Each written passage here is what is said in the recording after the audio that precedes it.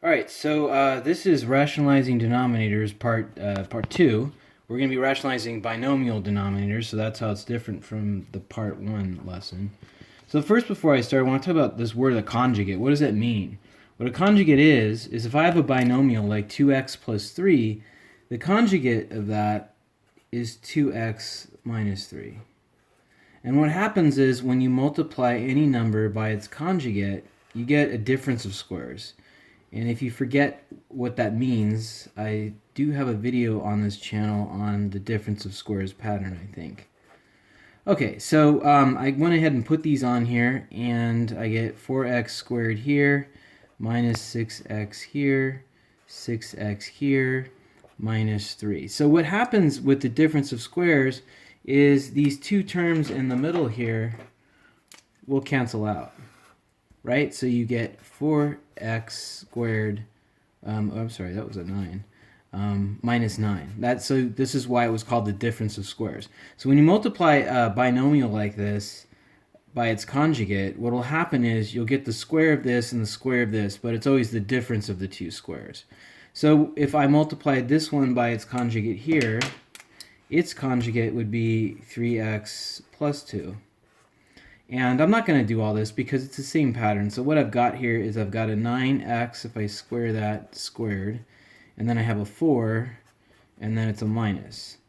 Again, on this one right here, if I multiply it by its conjugate, which would be minus 4w, so I used a different variable this time, but I have 25x squared, which is that squared, and then this squared is 16w squared.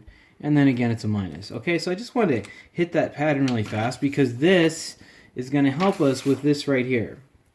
So if you look at the last lesson, what you would do is you would multiply this by radical 5. But looking at this, you can tell that's going to be a problem because if I multiply this by radical 5, I will get rid of this radical 5, but using the distributive property, I would end up with a radical 5 on this number, and so I basically get nowhere. I'd go back and forth, putting it on one side, putting it on the other. So that's why we have to use the conjugate. So I'm going to multiply this not by the square root of 5, but I'm going to multiply it by the conjugate of this binomial down here. So I'm going to multiply this by 4 plus 2 root 5. And that also means, using the identity property, that I'm going to also multiply the top by the same thing. Okay? So what happens then is, I'm not going to put this on an area model. What we're going to do is just be very careful here and pay close attention to what's going on. So if I square this, so let's talk about what we got down here. This would be 16. Now, if I square something like this, remember I'm squaring the coefficient and I'm also squaring the radical. So this is going to be 2 squared, which would be a 4, and then 5 squared would be a 5. Now, because this is a difference of squares, I always know that this is going to be a minus in here. Okay? So then we're going to go to the top, we're going to distribute, so 8 times 4 is 32, and then on the top I have 8 times 2, which would be 16 root 5. Okay, now down here that means I have a 32 plus 16 root 5 on the top in the numerator, and then this is 16 minus 20, so that would be minus 4. So now what I'm going to do is divide everything here. So these are all divisible by negative 4. So if I divide that by negative 4, I get a 1. Up here, I'll get a negative 8. And then here, I'll get a negative 4 root 5. And then that's it. That's how you do it. Now, for this guy down here, so this looks awful because you have two radicals, but it's actually not any different than what we just did. This also has a conjugate. Its conjugate is 10 root 2, and instead of plus 6 root 5, it's minus 6 root 5. and then I do the top by the same thing.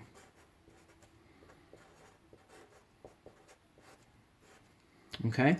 One thing I wanted to point out here that I'll see a lot in class is once you sort of know this pattern and you kind of know, you know what, I'm really just going to be squaring this and then squaring this, and you can jump to this. It's true. It will always be a minus and it will always work. Here's the problem. If sometimes this is a plus for the conjugate and sometimes it's a minus, and a lot of times when students sort of skip writing this down, a lot of times they've got the wrong thing on the top. So what ends up happening is everything here would be the same, except instead of this being like a plus, it's a minus because the student forgot what the conjugate was. So I would not show this step if I were you, because it does lead to that very common careless error with this. But otherwise, I'm going to do the same thing I did last time.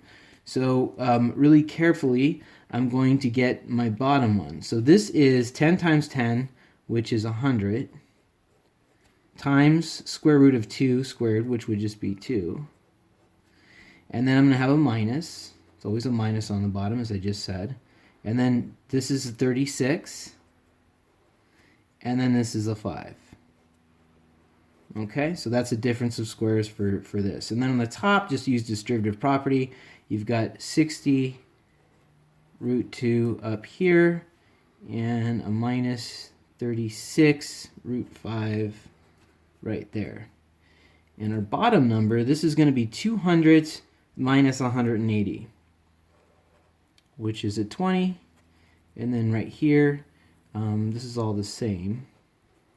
And then I'm going to see if I can simplify it. Sometimes you can't. Sometimes, if this was like a 17, I'd be done. I wouldn't be able to do anything. But there is a number that goes into 20, 60, and 36. So it's not like last time where I was able to divide the 4 into everything.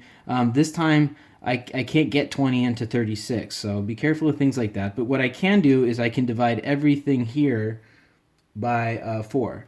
So I'm going to divide everything by 4, which would put a 5 down here. This would put a 15 root 2 right here. And then this would be a minus 9 right there. And then that's it. That's all there is to it. Then we have how to do the ones where we're dealing with the complex numbers. So just like I did with the square roots, I'm going to do these two things together. So this has a conjugate. It works the same way. So the conjugate for this is minus 8 plus 5i. And then I have minus 8 plus 5i. And then, so I have 64. And then I have negative 5 times 5, which is negative 25. So it's a difference of squares, and I squared. But remember the trick with the I squared. That'll come up in just a moment here when I work on the bottom. All right.